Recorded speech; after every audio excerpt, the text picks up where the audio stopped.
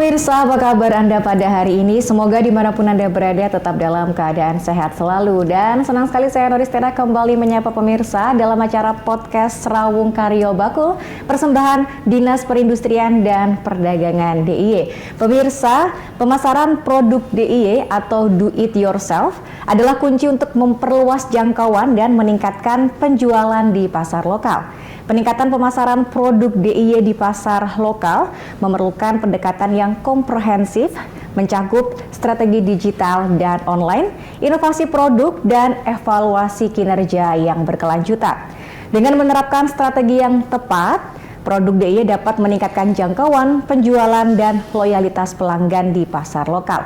Lalu bagaimana meningkatkan pemasaran produk DIY? Kita akan membahasnya lebih dalam di podcast Rawung Karyo Bakul dengan tema peningkatan pemasaran produk DIY di pasar domestik. Tentunya sudah hadir 3 narasumber kita yang luar biasa pada hari ini dan akan saya perkenalkan yang di sebelah saya dari Kepala Disperindak DIY Ibu Syam Arjayanti. Bu Syam, apa kabar Bu Syam? Sehat dan bahagia. Bahagia itu yang penting itu ya Bu ya, bahagia. Matur nuwun Ibu sudah meluangkan waktu untuk hadir pada podcast hari ini. Kemudian narasumber yang kedua anggota Komisi B DPRD DIY Pak Danang Wahyu Broto. Pak Danang apa kabar? Alhamdulillah. Sehat dan bahagia juga ya Pak ya? Selalu. Matur nuwun Bapak sudah meluangkan waktunya untuk hadir pada hari ini. Dan narasumber yang ketiga dari Kamar Dagang dan Industri Indonesia DIY Pak Timotius Aprianto atau Pak Tim. Pak Tim apa kabar? Salam sehat, salam dan bahagia. Bahagia. Kuat ya Pak. Matur nuwun Bapak sudah meluangkan waktu untuk hadir pada hari ini. Kita diskusi pada hari ini temanya adalah peningkatan pemasaran produk DIY di pasar domestik. Nanti kita akan berbicara lebih jauh bagaimana meningkatkan pemasaran produk DIY atau do it yourself ya. Nah, saya mau bertanya dulu kepada Bu Syam. Bu Syam mungkin boleh dijelaskan produk DIY atau produk do it yourself itu yang seperti apa sih Bu? Silahkan. Jadi sebenarnya itu sih bukan Mbak, bukan nama produk ya, itu seperti slogan ajakan ya, slogan ajakan untuk masyarakat supaya menjadi suatu entrepreneur. Jadi sebagai pengusaha melakukan atau membuat karya yang bisa dijual ya, nantinya itu bisa menambah pendapatan bagi mereka. Jadi harapan kita apalagi kaum yang milenial ya, atau mungkin ibu-ibu yang belum punya pekerjaan itu lebih produktif dalam membuat suatu karya. Jadi tidak lagi mengandalkan saya harus jadi PNS gitu kan. Sehingga itu slogan itu do it yourself. Jadi kita harus mengembangkan diri untuk membuat suatu karya. Oke, ini menarik sekali ya slogannya do it yourself begitu ya. Nah, ini kategori produk apa aja sih Bu yang masuk dalam kategori produk do it yourself itu sendiri? Sebenarnya kan beraneka ragam ya Mbak. Bahan baku kita itu luas sekali ya, bahan baku itu tersedia mungkin tidak hanya di Jogja tapi juga di luar Jogja itu juga bahan baku kita melimpah di Indonesia itu kan. Jadi ada dari bambu ya seperti ini ya, kemudian ada yang dari kulit ya, ada yang dari perak, ada yang dari tekstilnya. Jadi itu bisa berkreasi sesuai dengan bahan bakunya. Jadi akan dibuat seperti tas atau mungkin kain, baju, atau mebel, atau kerajinan, itu beraneka ragam, banyak sekali. Untuk yang daerah istimewa Yogyakarta itu kreatifnya. Oke, terima kasih Bu Syam. Nanti kita sambung lagi terkait dengan produk yang paling diminati. Tapi saya mau bertanya kepada Pak Tim. Pak Tim, kalau Bapak melihat nih Pak, tren permintaan produk do it yourself di pasar domestik untuk saat ini seperti apa tuh Pak trennya Pak? Trennya ya meningkat tentunya ya, karena bahkan di era survival ini, saya sampaikan beberapa kali kesempatan, mulai dari COVID 2020 sampai 2030 kita itu masuk dalam satu mode survival ekonomi. Yang di mode survival ekonomi itu salah satunya ditandai dengan meningkatnya jumlah self-employed ya, atau orang bekerja secara mandiri, wira swasta bahasa kita sehari-hari. Di semua negara, bahkan di Amerika pun jumlah self-employed ini cukup banyak. Jadi kalau kita lihat kita tahu misalnya Robert Kiyosaki itu ya membagi 4 kuadran, employee menjadi pegawai, kemudian self-employed, kemudian business owner dan investor. Nah, ini trennya luar biasa. Kalau kita masukkan dalam kerangka P3DN juga, program percepatan penggunaan produk dalam negeri, ini tentu sesuai harapan Pak Presiden Jokowi waktu itu 2022 ditargetkan 400 triliun untuk program percepatan penggunaan produk dalam negeri ini. Dan itu produk-produk yang tadi dalam kategori slogannya Bu Syam ini do it yourself. Do it yourself ada bukan yang branding itu ya, tapi maksudnya adalah kemandirian. Nah, ini strategi kita untuk bagaimana masyarakat ini mampu bertahan hidup dalam situasi ketidakpastian global dan lokal, harus berwirausaha. Nah, dengan produk-produk berorientasi pada dalam negeri.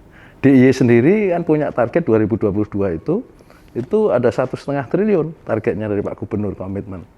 Itu dilandasi juga instruksi Presiden nomor 12 tahun 2022 tentang percepatan penggunaan produk dalam negeri. Oke, baik. Terima kasih Pak Atim. Nanti kita sambung lagi. Saya mau bertanya kepada Pak Danang. Pak Danang, kalau Bapak melihat ini produk do it yourself yang ada di daerah istimewa Yogyakarta ini, slogannya adalah untuk menumbuh kembangkan jiwa wirausaha. Bagaimana kalau Bapak melihat ini? Iya, saya kira tepat ya slogannya dari Dindakto ini.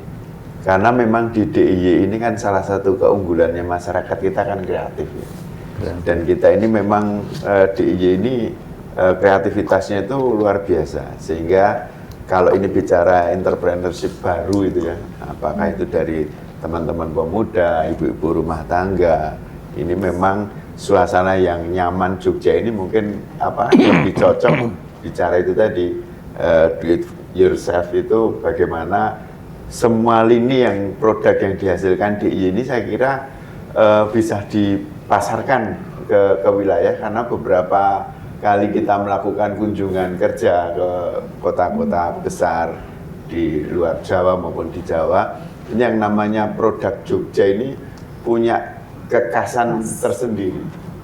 Dan yang luar biasa itu mereka juga, termasuk saya, itu juga masih gumun-gumun.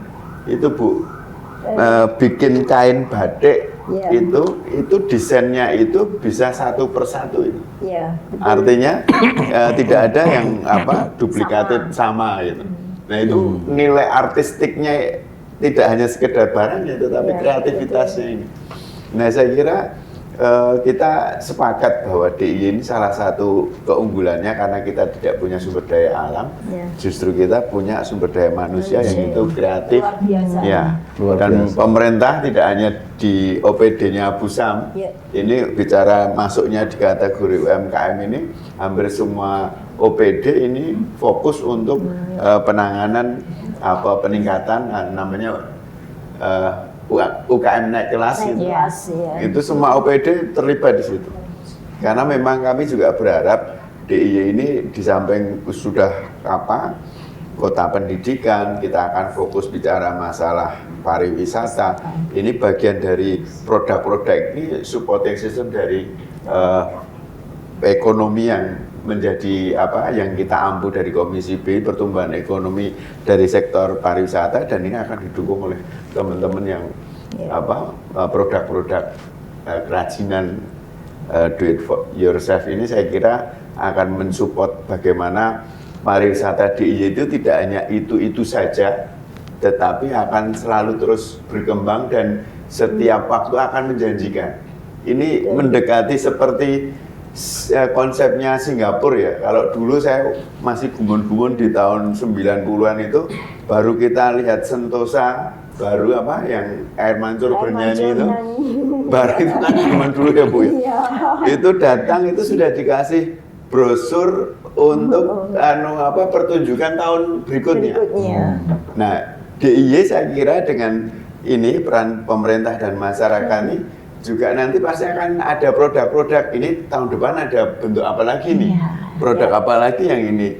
Nah, saya kira itu menarik sekali untuk kalau untuk pemasaran kita juga banyak, tidak hanya program di teman-teman Indak itu, karena UMKM itu kan masalah klasiknya kan hanya 3, Apa tuh Pak? Yang pertama, ini akan bicara permasalah permodalan. Wes UMKM itu sambatnya randidit itu, bicara itu. Kemudian UMKM itu mesti bicara pasar. Yeah. Kalau sudah punya produksi, bagaimana memasarkan? Nah, kedua ini pelatihannya di beberapa OPD sudah cukup banyak. Yeah. Yang terakhir ini bicara manajemen. UMKM ini kan masih saku kanan saku kiri, betul. duit untuk usaha campur, iseng go blonjo, iseng go nyangoni, masih beri pulsa. Nggak dihitung juga. Nggak dibukukan, nggak terrekod, sehingga kadang produknya sudah banyak, sudah bagus, pasarnya bagus, tetapi tidak bankable, karena tidak tercatat dengan baik.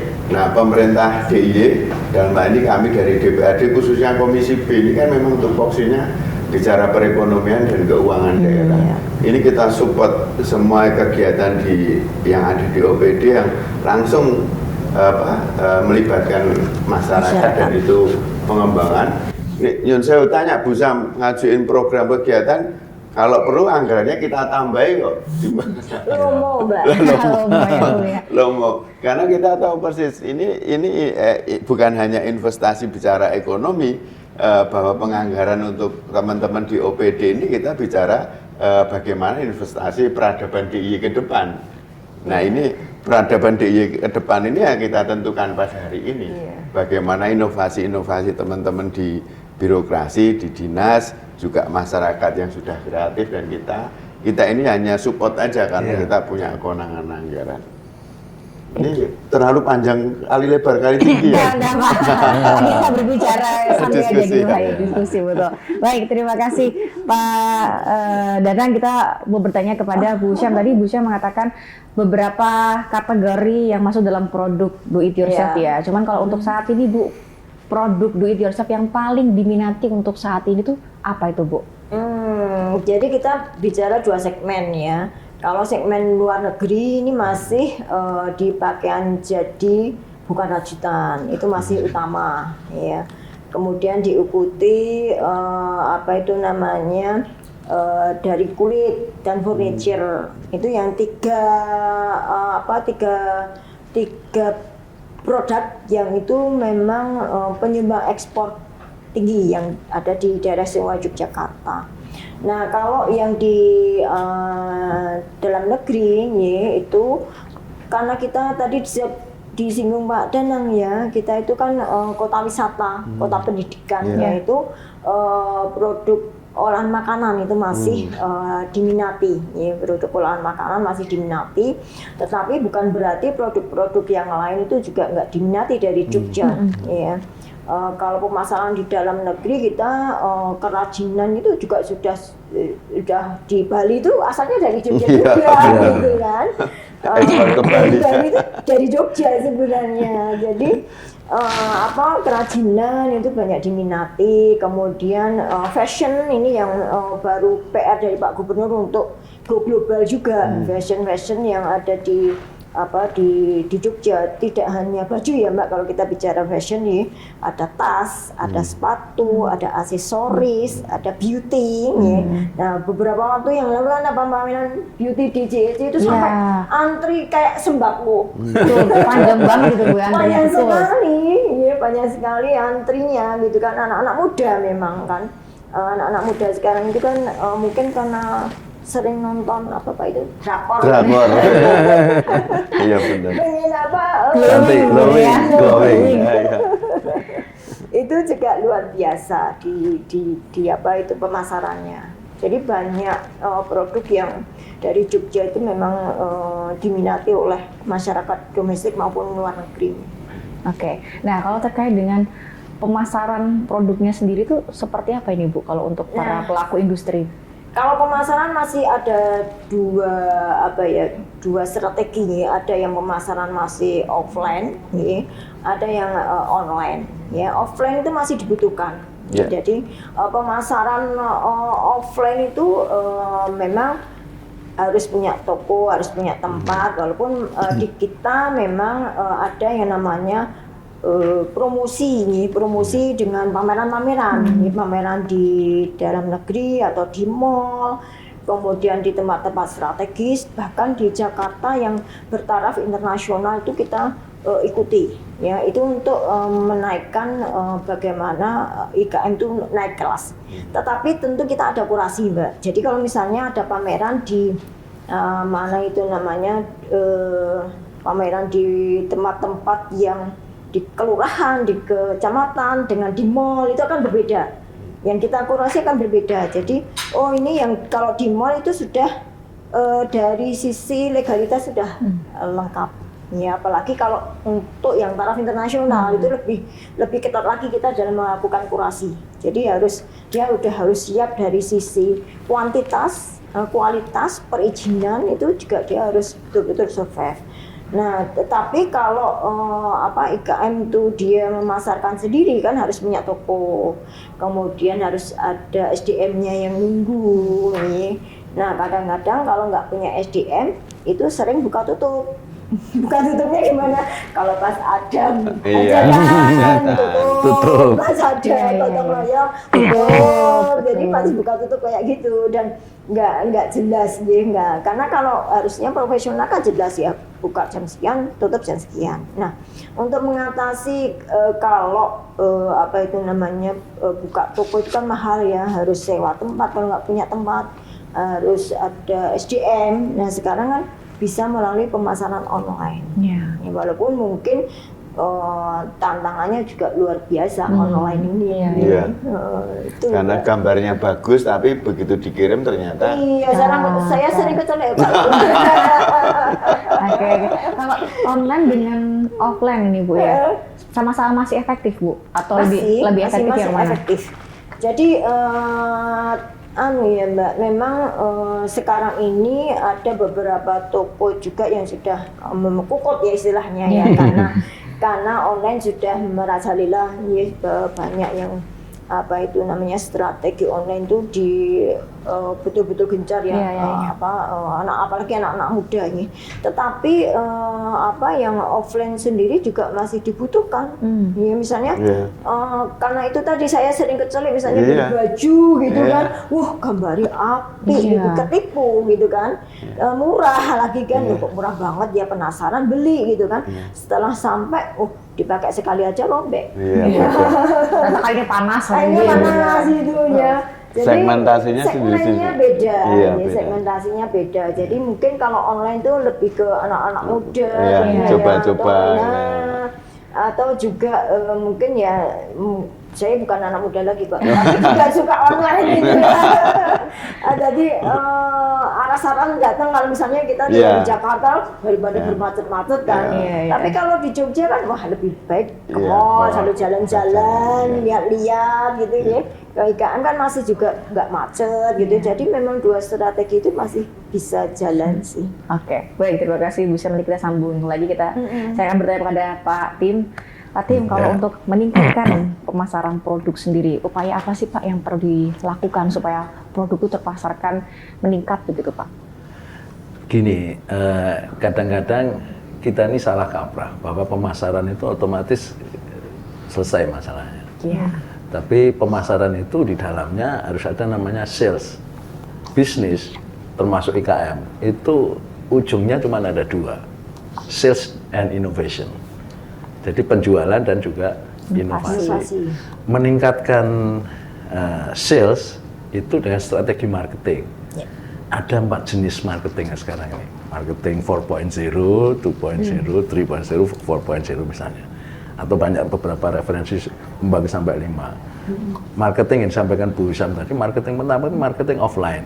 Pemasaran secara offline. Memang ujung-ujungnya harus ada sales sama inovasi. Kalau ingin berkelanjutan. Lalu yang kedua itu marketing online. Ketika kemudian muncul teknologi e-commerce, maka kemudian ada banyak platform e-commerce marketing online. Marketing yang ketiga, yang 3.0 ini kan bicara namanya omni marketing. Omni marketing itu kombinasi antara offline dan online. Ini omni. Lalu yang keempat itu immense marketing, itu ya lebih intensif lagi. Ini sampai ke depan ini ada marketing masa depan ini loh. online sama offline dikombinasi, tapi nggak cukup ini. Harus benar-benar menyajikan apa yang disebut experience. Ada banyak marketing besok itu, coba dulu, kalau nggak cocok kembalikan. Bisa ditukar barang atau mungkin dibatalkan. Itu strateginya luar biasa. Terutama sejak masa pandemi ini terjadi apa yang kita sebut shifting. Jadi word negative. Word negative ini salah satu yang paling besar terkait dengan pemasaran tadi adalah perubahan perilaku konsumen. Perilaku konsumen sebelum COVID, sebelum 2020 atau 2021 ya di announce. Itu sebelum 2020 beda dengan sesudah 2020. Beda jauh. Nah, ini yang disebut shiftingnya. Nah, shifting ini, apa yang ada di shifting di marketing? Ini yang harus kita pelajari. IKM juga harus tahu ini. Satu, dari sisi revolusi desain, termasuk di dalamnya adalah ukuran, sizing. Jadi sizing ini, marketing ini sekarang, saya udah ngomongin 10 tahun yang lalu. Besok sekarang ini dan juga ke depan, orang itu seneng beli produk yang ukurannya lebih kecil, lebih kompak. Karena revolusi desain ini, maka kemudian sebuah produk itu didesain bagaimana produk itu di-assembling sendiri, di-knockdown, dibongkar sendiri, dipasang sendiri. Itulah do it yourself kemudian.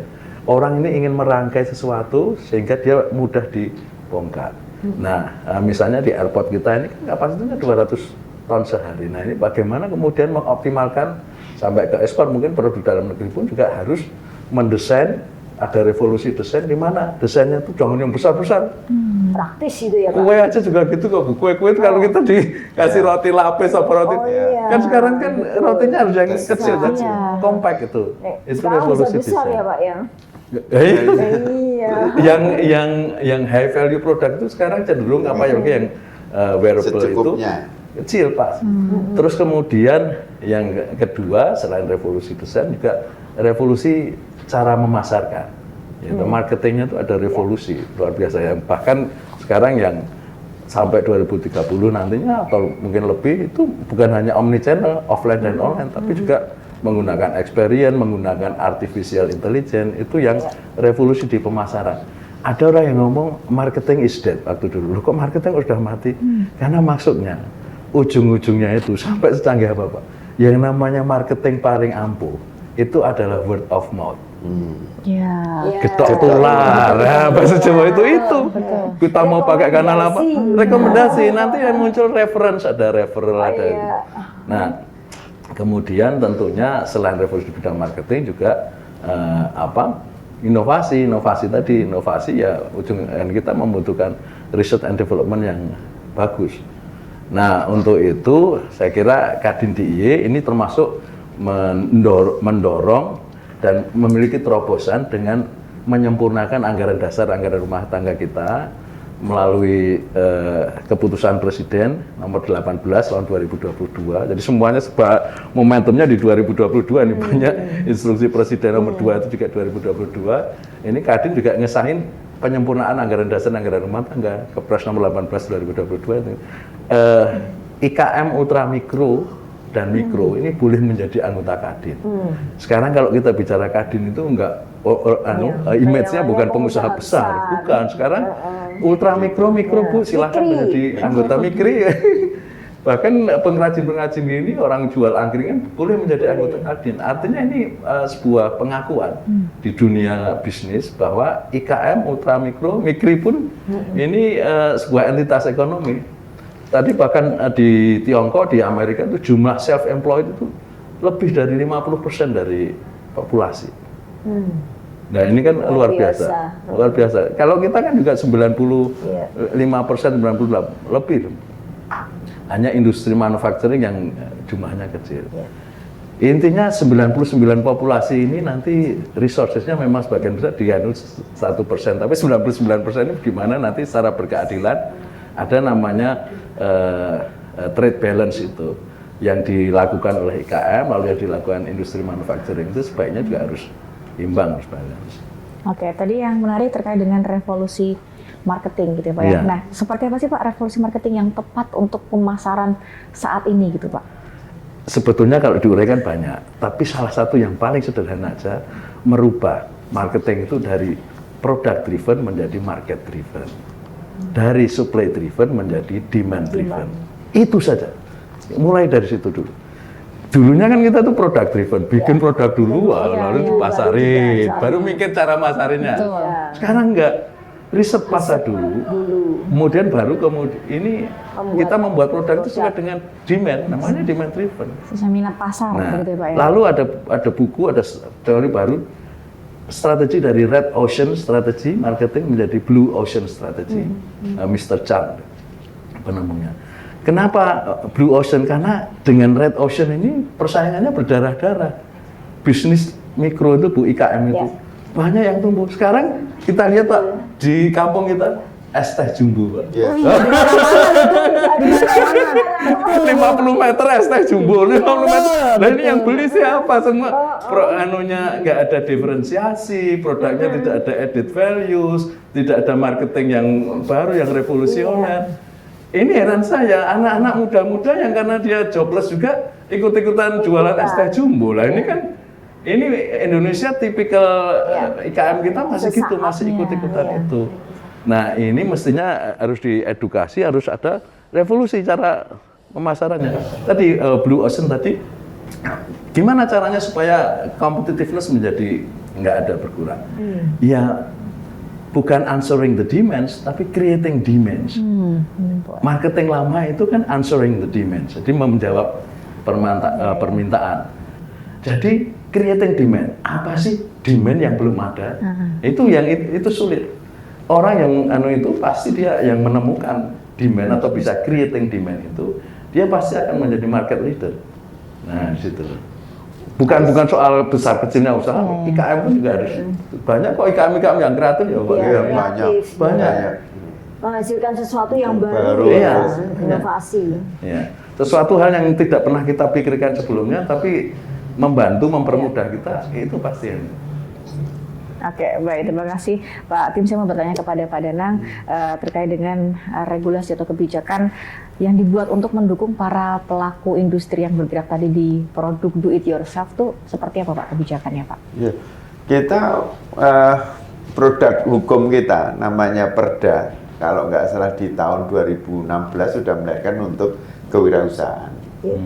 Makanya dari produk hukum yang kita lahirkan Perda itu, kewirausahaan itu konsekuensi logis dari Perda itu ya terkait penganggaran dan amanah kepada pemerintah melalui OPD itu untuk meningkatkan IKM ini, sehingga konsekuensi atas Perda ini banyak program-program kegiatan yang itu bisa diakses oleh masyarakat. Nah, tinggal ini memang kami juga senang karena teman-teman di OPD juga semangat. Di masing-masing OPD saya juga baru tahu do it yourself itu ternyata punyanya Indak. Saya masih ingatnya itu UKM naik kelas. Punyanya Dinas Koperasi UMKM itu. Nah, saya kira ini bentuk-bentuk inovasi di masing-masing OPD untuk bagaimana ini peran pemerintah, tanggung jawab pemerintah untuk meningkatkan sesuai amanah Perda tentu saja. Dan harapan kami memang pertumbuhan ekonomi DIY ini relatif bagus di tahun 2023 kemarin, ini tertinggi se-Jawa. Nah, saya kira pertumbuhan ekonomi ini leading sektornya cukup banyak. Salah satunya di pariwisata. Nah, tetapi terkait dengan tema kali ini, saya itu ingat bahwa posisi produk-produk kita ini memang harus terorganisir dengan baik. Teman-teman yang relatif muda ini masih bisa mentoring, Pak. Jadi kalau ini ada baru itu tadi teh jumbo itu saya rada kaget-kaget. Kabeh dodolan es teh jumbo itu. Jadi dulu es kepal Milo, terus kopi Dalgona, wah bikin. Nah, saya kira kalau ini bicara, saya termasuk produk marketing lama, saya juga baru paham ya. Termasuk kita ini intinya bagaimana diverifikasi usaha ini tidak harus muncul sesuatu yang baru, tetapi yang lama-lama ini tinggal dimodifikasi. Contoh gudeg sekarang kan banyak gudeg yang sudah kalengan. Iya. Nah, sekarang Gudeg apa? pedes, gudeg mercon. Wah, ini saya kira pengembangan ini juga menjadi salah satu value yang kita harapkan. Kalau ini lihat bagaimana contoh seperti ini kan sudah ada bentuknya, tinggal pengembangannya sekok gedebok gitu Ya, kan sudah banyak, sudah ekspor. Nah, saya kira ini yang perlu perlu dioptimalkan, termasuk kami itu pengen juga kapan-kapan kita RDP gitu Bu. Sebenarnya harapan masyarakat dengan pemerintah DIY ini apa sih yang bisa kita support? Nanti kurangnya di mana sih? Ini kalau kami lihat di DIY itu sudah hampir 700 program kegiatan yang pemerintah di 34 OPD itu sudah banyak banget. Nah, kami pun masih menggali kira-kira apa ya? Karena zaman ini kan sudah maju. Kami tahunya Pak, untuk masyarakat itu tapi dinasnya di Naker Trans. Gitu. Bisnis online ya. Ini untuk mengejar hal-hal yang IT nih Pak. Tidak hanya kita bicara e-commerce ya, tapi memang itu kita lihat e-commerce itu diajari, dikasih laptop, kasih uang saku, sebenarnya untuk mengejar ketinggalan yang pemasaran model lama. Nah ini cukup detail meskipun segmentasi pelatihan itu relatif untuk teman-teman yang relatif masih muda. Jadi kalau ibu-ibu yang kuliner itu ya maaf kadang kesulitan gaptek. Nah terkait dengan kuliner ini cukup menarik karena beberapa info yang saya terima, tren ke depan ini justru bisnis yang akan tumbuh dan berkembang itu di kuliner. Kenapa? Ini contoh di DIY ini kalau kita long weekend atau lebaran itu kita orang Jogja nggak kebagian makan di warung ini karena diserbu pengunjung ya. Nah, saya kira kuliner ini Jogja ini ditunggu modif itu tadi. Kulinernya akan menjadi bisnis karena jujur kita kalau di keluarga itu masaknya kan mungkin juga itu saja ya. Oseng-oseng, jangan bobor, sop gitu ya. Pecel goreng-gorengan ayam gitu ya. Nah ternyata ini DIY ini bisa sangat menjadi potensi di samping masyarakatnya mungkin lebih efisien jajan gitu ya. Itu juga pendatang atau wisatawannya cukup banyak. Nah tinggal itu tadi kompetisinya divariasi, penyajian, rasa, dan itu luar biasa. Kalau kita lihat inflasi kita ya Bu ya, itu rendah itu sangat dipengaruhi oleh produk-produk konsumtif makan minum itu. Itu kontribusinya luar biasa. Oke, baik, terima kasih Pak Danang. Nanti kita sambung lagi. Saya mau bertanya kepada Bu Syam ini tadi terkait dengan pemasaran produk secara online gitu ya, yang sekarang ini kan sudah ada e-commerce. Ini bisa diminum? Boleh, bukan properti ya? Iya, boleh, silakan.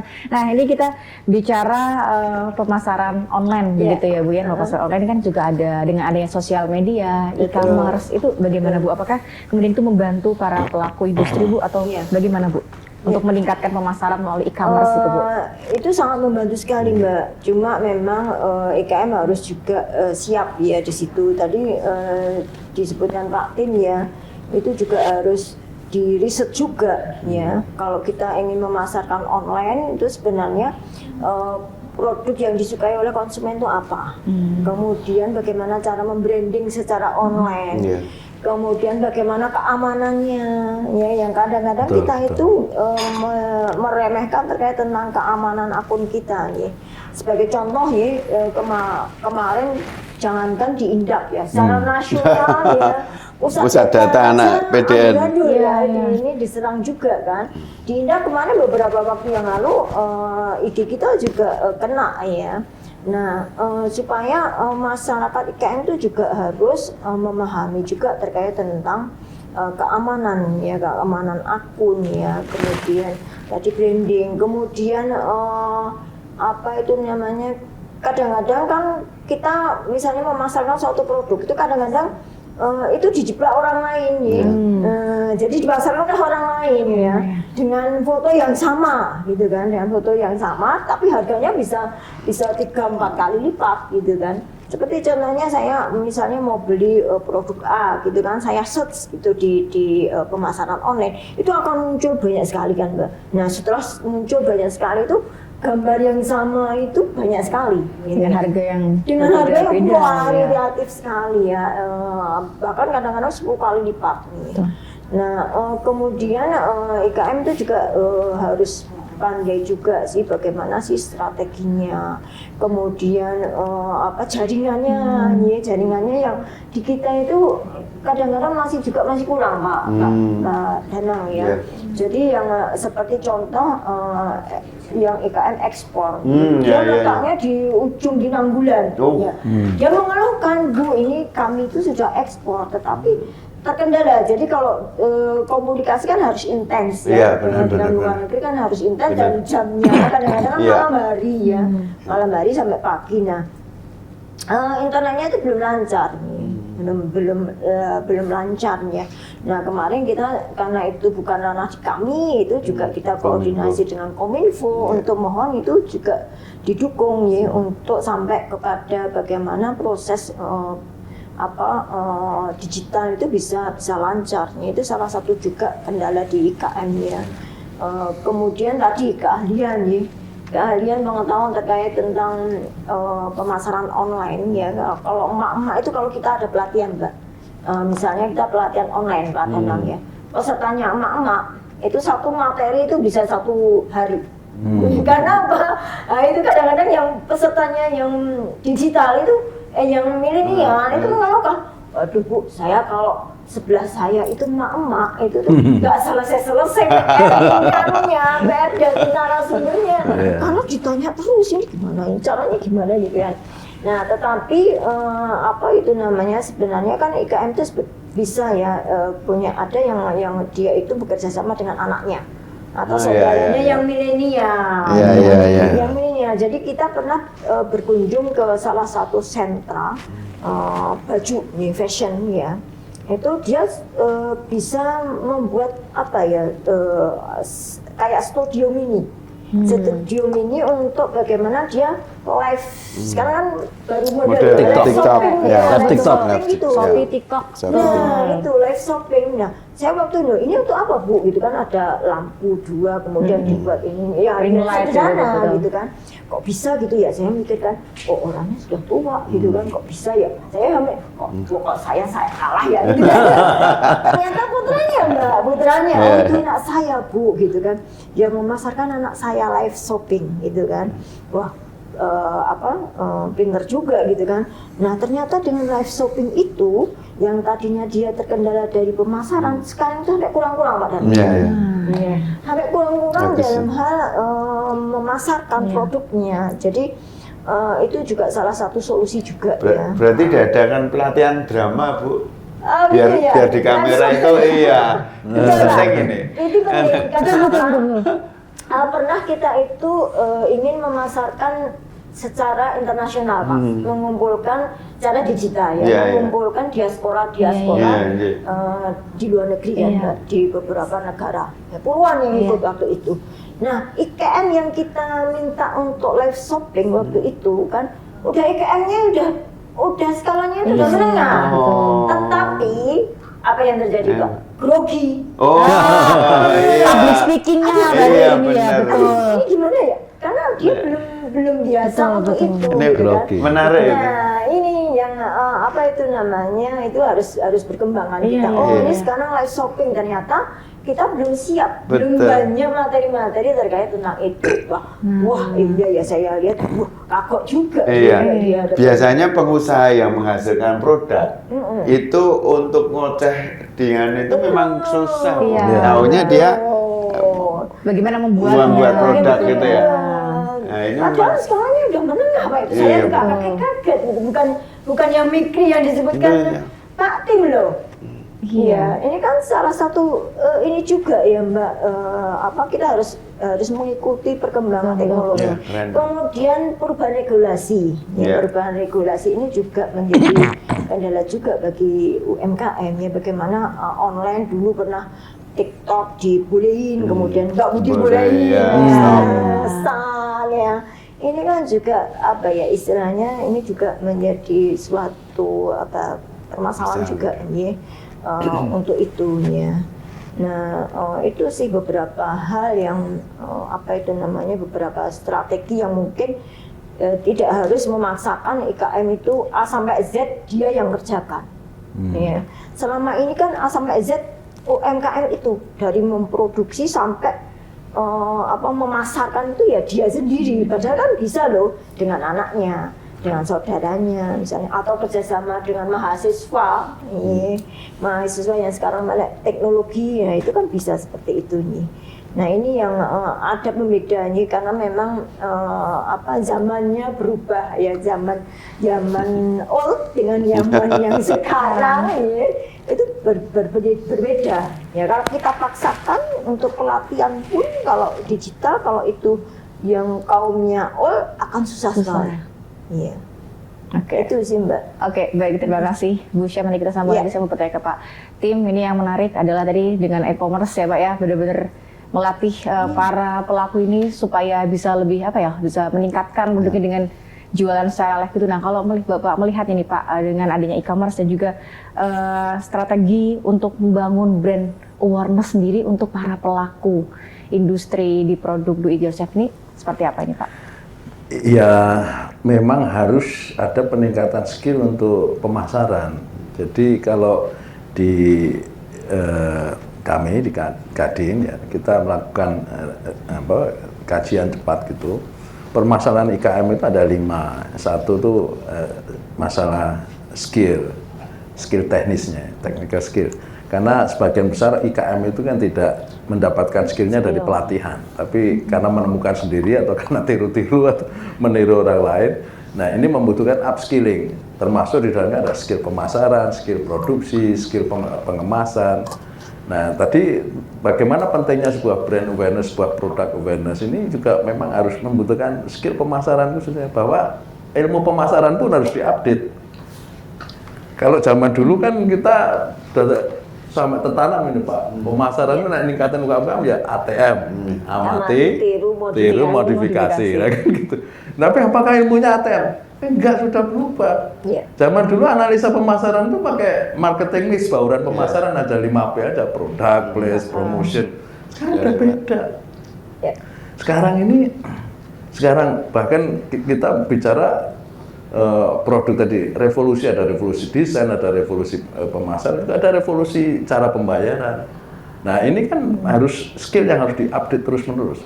Lalu masalah yang kedua, ini masalah tentang akses financing tadi. Lalu permasalahan yang kedua, ini akses pasar, jadi market access. Ini juga saya kira merupakan masalah. Permasalahan yang keempat itu adalah regulasi. Ini regulasi, ada Pak Dewan di sini, Pak Danang. Mohon ada harmonisasi regulasi. Jadi yang dibutuhkan IKM untuk bagaimana mereka berusaha dengan mudah, ini membutuhkan harmonisasi regulasi. Regulasi kita sudah banyak, tapi membutuhkan harmonisasi. Lalu harmonisasi yang melindungi IKM, harus ada perlindungan.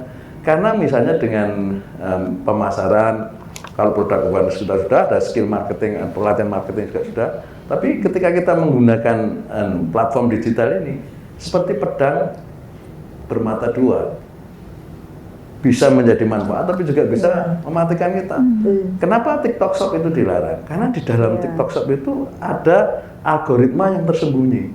Rupanya dia membaca data, big data, data konsumernya, consumer behaviornya, produknya apa, mereka jual ke perusahaan lain di Tiongkok, mereka bikin dengan harga yang jauh lebih murah. Lalu ada pengusaha-pengusaha nakal yang dia mengimpor itu, baik secara legal, tapi dengan modifikasi dia nggak bayar pajak, dia berhubungan dengan jadi mafia sendiri, sampai yang ilegal. Beberapa hari yang lalu saya mengikuti RDPU Pak Ijen di Komisi 7 di DPR RI membicarakan tentang industri pertekstilan, IKM industri tekstil.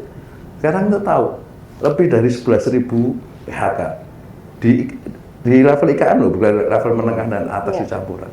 Ini karena apa? Karena dibanjiri dengan barang impor yang ilegal, yang lebih murah. Nah, ini makanya kita ini harus benar-benar update terus. Long life education. Kalau di Jepang itu kan kuncinya ada dua, ada teman Mas Peto Sumarning dari Jepang. Hari Toyota menyebutkan produk dan innovation. Cuman ada dua kuncinya. Toyota Toyota itu kan sebuah merek kendaraan yang penjualannya terbesar di dunia, Pak. Nomor 1 bahkan Toyota. Ternyata kuncinya itu cuma dua. Make people dulu, baru make product dengan innovation terus-menerus. Jadi cuma itu. Kalau di usaha kita, tadi saya sampaikan, intinya ya ada dua. Sales jangan lupa, sales performance-nya, kinerja penjualannya. Marketing itu sebaik-baiknya marketing itu nggak akan ada artinya kalau nggak ada penjualan. Kayak gitu. Make marketing terus, promosi terus, nggak ada penjualan ya sama aja. Lalu yang kedua ya innovation.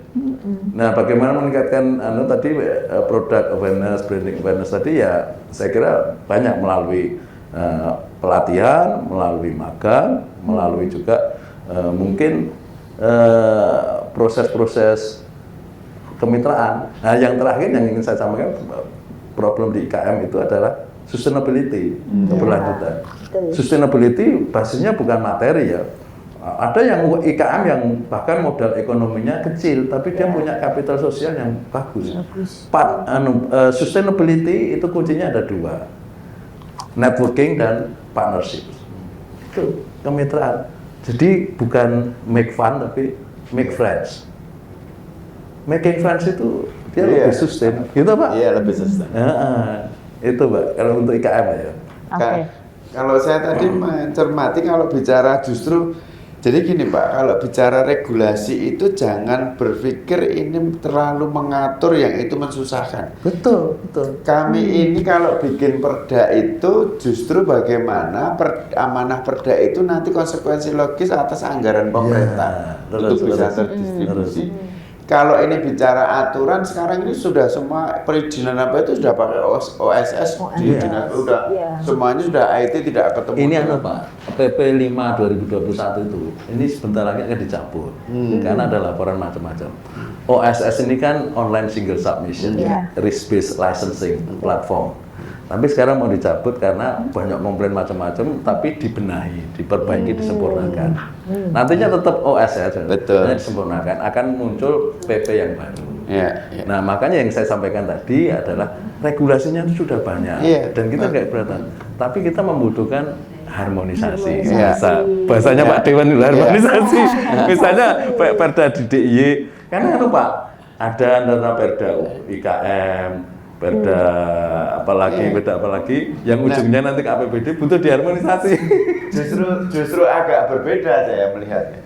Jadi saya kadang gini, perda DIY itu alokasi APBD dari pemerintah daerah Yogyakarta. Kalau itu ada perda kabupaten kota, monggo karena konsekuensi logisnya ada.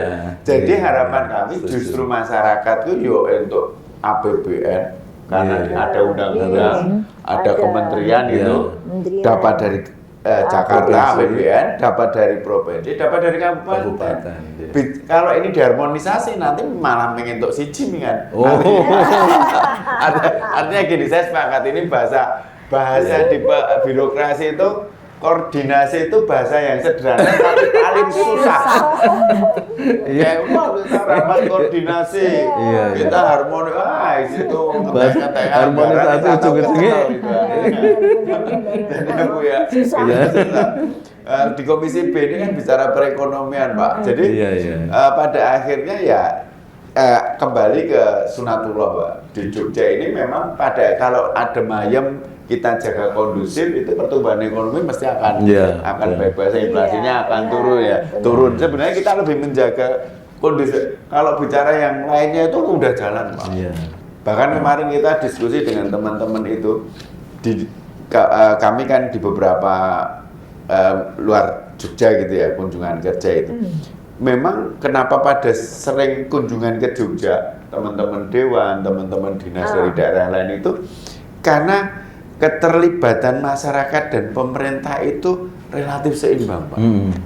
Di banyak tempat itu masyarakat dibiarkan sendiri, pemerintah tidak terlalu banyak program, Bu.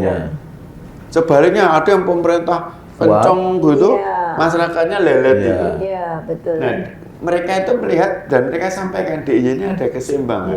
Peran pemerintah dan masyarakat ini bisa kita belum sempurna lah, jauh lah. Tapi paling tidak dibandingkan daerah lain ini sudah modal dulu nih. Tinggal kita tambahin apa ya? Cus, garam, lada dan tambahin sweetener.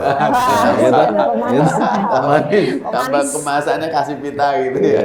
Kalau kita boleh tambahin nyep-nyep sidik.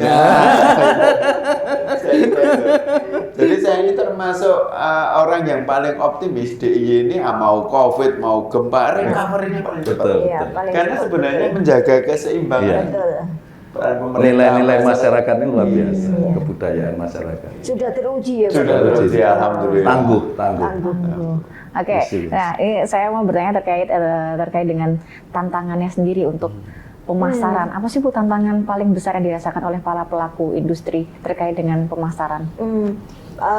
Tantangannya kan ya banyak ya. Tadi mungkin sudah diulas ya sama Pak Pin panjang lebar ya, tantangan untuk UMKM dalam hal pemasaran itu ya kita harus terus mengikuti perkembangan pemasaran tadi ya. Tadi sampaikan sudah di kompetisi disampaikan Pak Tim ya. Di tantangan di pemasaran banyak sekali ya.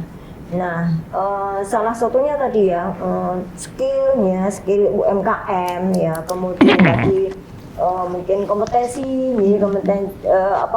dengan antar IKM ya, itu juga tantangan bagi IKM ya. Kemudian tadinya saya sampaikan juga ya ada regulasi yang berubah, kemudian terkait tentang internet ya, kemudian terkait tentang bagaimana strategi brandingnya ya, kemudian keamanannya ya, keamanan akunnya ya, itu juga merupakan tantangan bagi UMKM dan dalam pemasaran online ya khususnya. Oke, tadi perlu ditingkatkan pendampingannya pada pelaku industri gitu ya. Kita ada pendampingan pelatihan selalu ada setiap tahun ya untuk untuk pemasaran online ya. Itu kita ada baik untuk pemasaran dalam negeri maupun untuk pemasaran luar negeri. Bagaimana juga termasuk bagaimana sih untuk menganalisis tadi ya, kita bukan membuat dulu baru dipasarkan, tetapi menganalisis apa sih yang potensi untuk dibuat dan dipasarkan ya. Itu ada kita di setiap tahun ya untuk dalam negeri maupun bahkan sampai ke luar negeri kita juga ada.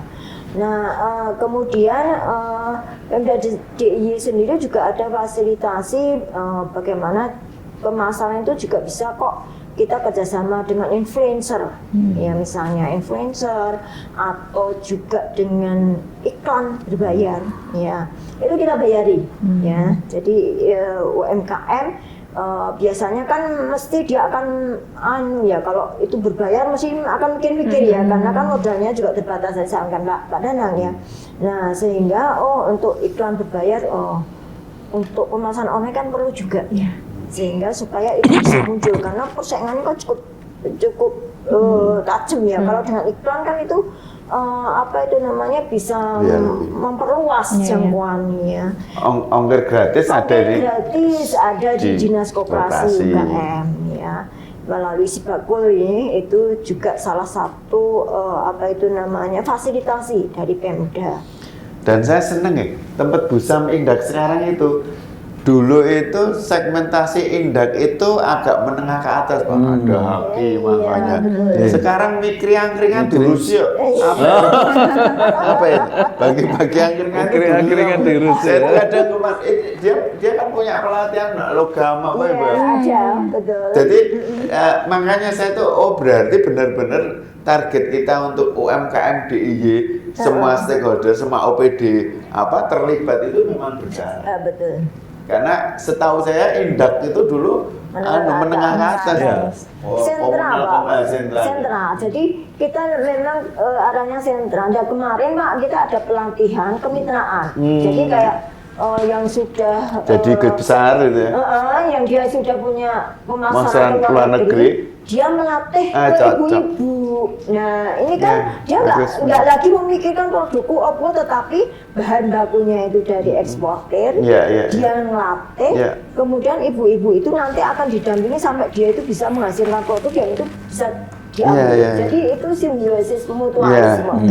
Nah ibu-ibu yang tadinya saya tanya pekerjaannya apa, itu nol katanya. Nah itu ada 2 desa di Kabupaten Gunung Kidul ini kemarin kita inisiasi Pak. Itu salah satu inovasi di kita ya. Karena tadi sampaikan bahwa salah satunya kan pemasaran ya. Kalau pemasaran berarti pelatihan kita jangan membuat produk, tetapi ini pasarnya udah cepat, ya kan? Nah, eksportir ini dia kekurangan nih, kekurangan pengrajin ya, sehingga kita temukan dengan pelatihan itu nanti setelah itu akan didampingi oleh eksportirnya membuat sesuai dengan permintaan eksportir, bahan bakunya dari eksportir, dia tinggal membuat saja pengrajinnya, dan bisa sambil nonton drakor. Saya kemarin ada info Bu, cukup menarik. Jadi ada perusahaan besar di Jawa Barat gitu ya, di Bandung itu ada produk gitu ya. Itu karena UMR kita itu bagus gitu ya. Saya tidak ngomong rendah, UMR kita bagus gitu. Itu Pak, banyak yang dikerjakan di Jogja. Untuk menurunkan HPP-nya itu, terus nanti dikirim lagi ke Bandung. Nah ini saya kira sebenarnya kalau quote and quote kita kan ini sudah terlatih nih. Tinggal ini kudu gawe mentoring gitu ya, untuk dari Jogja langsung. Jadi jangan dimanfaatkan tenaga kerjanya saja, tetapi peluang bisnisnya itu yang saya kira. Makanya satu yang penting itu adalah membentuk ekosistem bisnis yang berkelanjutan. Ekosistem bisnis ini, karena termasuk revolusi yang tadi saya sampaikan, saya tambahkan, ini ada revolusi tentang model bisnis. Yang disampaikan Bapak itu gitu. Bahkan bukan antar daerah Pak, antar negara. Antar betul. Ketika satu bisnis, benar. Sebuah industri kedepannya kan sebuah ensembling yang sama-sama. Multinational corporation. Ekspor pun nantinya kan perdagangan intersular. Jadi bukan sebuah produk itu nantinya ininya dibikin di negara mana, ini dibikin di negara mana, di assembling di satu tempat, dipasarnya satu tempat. Nah, IKM pun sekarang sudah mulai praktek seperti itu. Tapi terutama IKM yang mohon maaf yang didorong oleh milenial, oleh Gen Z. Kita ini kaget-kaget loh, kok ini gini gitu. Ternyata enggak. Nah, kembali kalau di IY kekuatannya memang di industri kreatif, ada 18 subsektor industri kreatif. Pusat industri kreatif di Indonesia ada di dan inovasi-inovasinya luar biasa.